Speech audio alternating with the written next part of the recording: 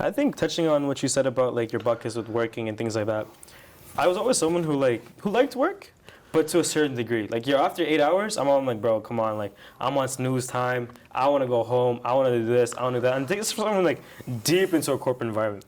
But I think that the craziest shift that I found myself was as soon as I started this, dude, time is not even there anymore. I want to work more. I want to stay that extra. And I'm like, okay, cool, I'm doing this. I'm coming up already, sit down. I'm like, yo, I don't have enough time. From the first being like, oh my God, like 8 hours is like way too much. So like, no, I want more. Give me more. Let me put my weekends into this. Let me spend like 2 a.m. Okay, you know what? I'm doing this. Blah, blah, blah. I'm this person. Let me reach out to him. Let me write this down. Let me do this. What I do here. And going through everything. And I feel like when people say like, oh, do what you love, you never have to work a day in your life. But when you actually translate that into something that you can quantify and actually look at, like, you know what? I'm starting this. I feel like you just tap into such a different part of yourself. And how do you think you've felt since you started that? Because I know you used to work in sales. So how does that transverse? It's a beautiful thing you ask. It kind of goes back to the first question of like, why did I go to real estate? You said it perfectly. You said it that if you were to choose one thing for the rest of your life, what are you happy doing? And for me, it's just business, man. I love talking it. I love walking it. I love being able to manage something all the time that's yours. And you said it perfectly. You're saying that when you have something that you can work on, and time is one of those things where, like, you know, when someone wants to want a coffee chat, you're like, fuck, man, I can't. I can't. Like, I don't have time. It's not that I'm arrogant. This is where people confuse the conception of arrogance. There it is. And as you tie it, it's not that he's too busy for me. He has this to do. He has that to do. You're too busy for me. The boys are asking you to hang out. Man, this guy's Hollywood now. This guy's like he's influencer. Right? Don't talk to him. Like fuck you. Like, respectfully. And it's like it's understanding that you are just on a portion where, like, you know, you're not homie, you're not working. Like, I've had work sessions with people and like they're like, yo man, we're locked in, but homie, that's not working. You're there for like 2 hours. You put in things that think, yo. And then you compare what you've done in that time, and it's not about comparing, contrasting, but to keep understanding of what other people are doing. It's insane. Like, I've gone to friends, like vacation with friends, and you've seen that, like, homie, that's not work. Like, it's. And even me now, I still feel that I'm not productive at points. I still feel now, because when you start working really hard, you're going to experience this one thing that you think you're being productive, but are you? Are you busy being busy? Because key productivity is working on a task for 45, 30, 20, an hour, whatever minutes, and saying that you did nothing else but that task. No tabs are open, no phones are gone. Out, yeah. It's full immersion of productivity. That is productivity. And it's, what are you doing in your time? Because what I started noticing was that before, when I was in school and I was like, earlier, it was like managing assignments and I have so many things to manage.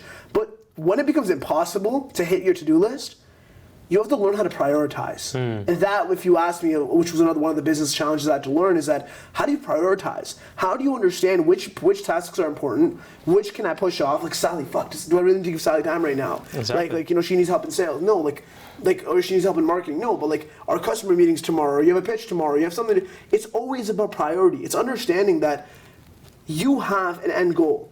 What is your end goal, and what steps can you take today to get to that goal? It's understanding that there's just one saying, man. I keep referring to this guy, Alex Ramosi, because I've just been a lot of recency that I've been listening to him a lot, which is, the work just needs doing.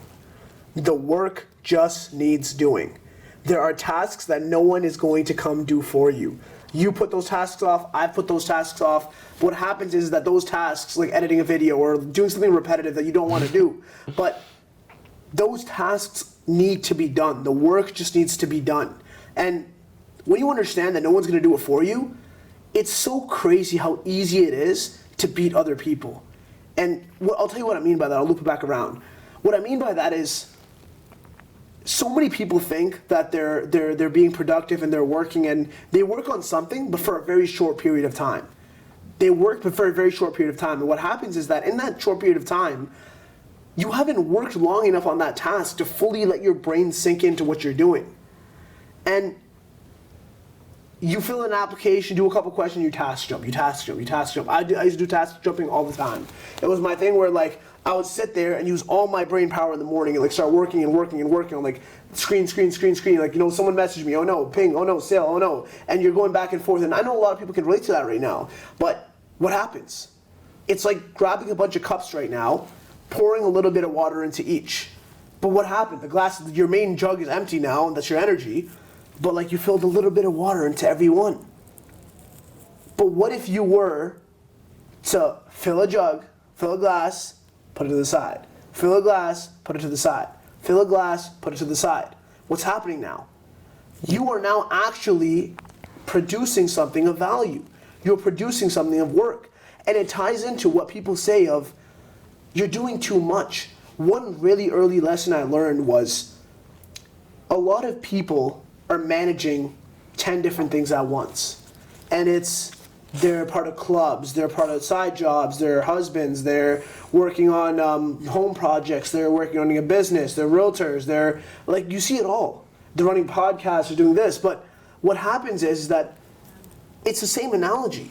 When you spread yourself out in so many different ways, what ends up happening is that you push yourself for that version, and you suck at every single task you do. You'll be a shitty husband. You'll be a shitty business owner. You'll be a shitty coach. It's understanding that if you were to put something to the side, and instead of running 7 businesses, put all effort and money into one. Imagine where you could go. If I took your podcast and said you were not allowed to work, you're not allowed to do anything else, only your podcast, you would flourish. You would flourish. But the reason is because you know that you're putting your heart, soul, blood, and sweat towards one thing, and it's success. That is one of the biggest things that I had to learn young, and I had to drop businesses. I had to drop out of projects. When a new occasion arrives, I have to say no. You have to, because if I start giving my love and attention to somebody else, what happens to my main source? I start deteriorating as a boss. Mm-hmm. It ties back. I start deteriorating as a leader. I start giving my team less time. And it's that time principle of spreading yourself out that goes on even to a broader level. So that's what I think will really kind of a longer version of answering a question, which is impact. It's what are you doing on a consistent day-to-day basis to be productive and actually work? I feel like you always mention there's a couple of things you always talk about Alex Hormozi and Ed Milet and all these crazy people. And I feel like you say you draw inspiration, also mentorship from them. Who are your mentors in your life, and what makes a good mentor? So it's funny you ask me. I was thinking about this question earlier today, and it was just being grateful for the people that I've had. And I think that mentors don't physically have to be in front of you that you meet every day. Of course, I have those people, and I'll get into that, but mentors can be people that have spent years and years and years researching a topic and have made the mistakes that you don't have to make. They've made the mistakes that of spending the thousands of dollars on an ad that you don't have to spend. And you would be a fool not to use their advice. And that advice is in formats of, when you read a book, the first thing I do is I research the person. Is this person someone reliable? Mm-hmm. Is this person someone who can be a mentor? What have they done? Do they have what I have? There's a thing I learned in really young is listen to people who have what you want. If you want to bake a cake, yeah, don't come to me. I can't crack an egg. But if you do want to learn from a chef, someone who's done it, someone who knows the ingredients, how much salt to put, how much sugar to put, how much cream to put. They know. So the analogy of books, an analogy of doing this stuff has been, where are my mentors? Who are the people that have performed? And that was something that why I have the Ed Milets, the Tony Robbins, the Alex Hormozis, they all specialize one thing, but there's one thing that I know is being a student and learning from every different person, different things. There are things that I've heard from Alex Hormozi that I wouldn't apply in my personal life. It's those buckets. But then there's things Islamically that I've learned, like my religion-wise, that I wouldn't follow from Ed Milet. It's pulling together your sources of information. Kind of taking the best from all the worlds. Exactly. And putting it into one and making sure, like, you know what, this is how I want to live my life. Because the principles that I believe in. Exactly. And what happened with me, and if you ask me about specific mentors, I've had a couple, man. I think my brother, first and foremost, has been someone that has helped me through thick and thin. I feel like having someone who's experienced very similar things, again, having like a foreign family who's from like back home over the seas, Pakistan, and it's like having a family that doesn't understand culturally where you're set right now, it's difficult for them to understand processes. So my father's, of course, always been a mentor in sales, but they operate in very, very different ways. But my brother has been someone who's raised here, who's made the mistakes, who's talked to the like, people I've talked to, who's done the networking, who's done the sales, who's done the communication, and it's like, I've been saved from a lot of fires from my brother, and then I have other mentors in sales, like Ali, the kid's one of my mentors. He's someone who's like, I was literally the other day, I was just really excited because I was getting like, our customers are closing, and I was just really happy. And one of my mentors told me something, and he's the founder of very, very successful companies, and he tells me, he's like, Imam, and you've heard this somewhere too, but if you fly close enough to the sun, you will get burned. And I was doing all this work, but then stuff started happening, lawsuits and like things like hate comments and things that would just bother me. But that's what flying close to the sun does. And my mentors have showed me so many different pathways of, here's the experience that we have, here's what we can save you. And if someone can save you that time block, that advice is worth millions of dollars. Because someone's helping you save time. With the flying close to the sun, would you say that's kind of like how it keeps you grounded? In that sense? Or do you have like mentors who just feel like, when you tell them something, blah, blah, blah, and then they hit you with this is great, but let me tell you, let me pull you back down. Like, is that something that you see? It's funny, I would use that analogy, but differently. It's the people, when I'm flying close to the sun, they're trying to get me around the sun. they're trying to get me to go full circle around and stay longer and like get more burn, because when that rocket comes out, what's happening? It has a lot more data.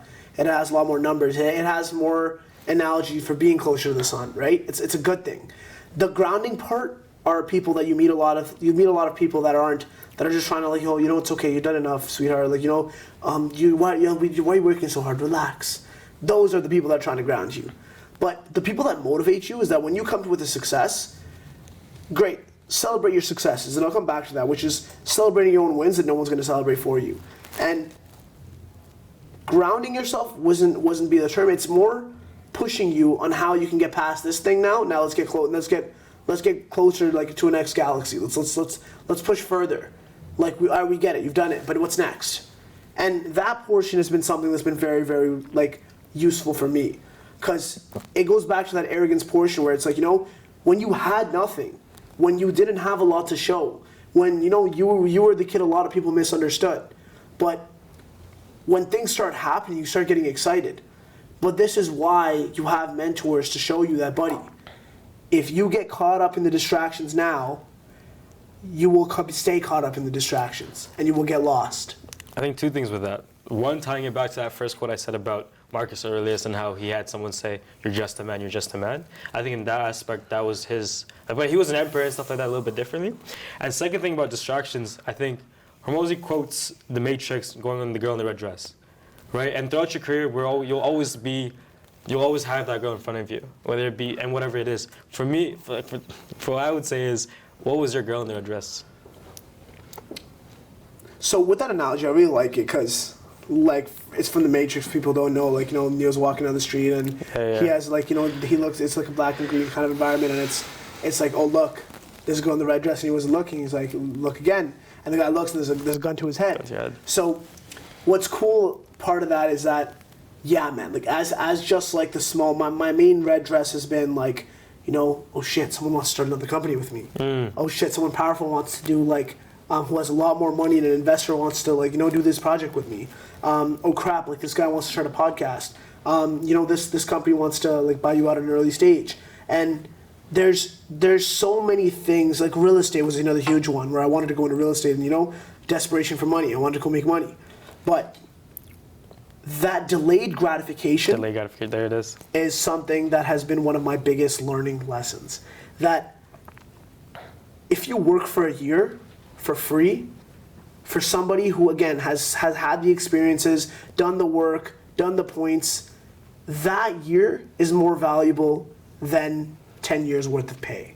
Because you're now going and you're delaying gratification. It's okay. And you'll realize that's when CEOs you meet that have closed multi-million-dollar companies, like hundreds of millions of dollars, they'll say the money wasn't the force for them. Money wasn't the push. And you know what happens? In the beginning it is. It always is. Even for me it is. But it's going away. Because I know that it will come. I have trust that it will come. But what can I do now to solve the problems of what I'm doing? What problem am I solving with my product? And then it goes back to that loving your work. Becoming fully immersed in what you're doing and being okay with not making millions of dollars right off the bat.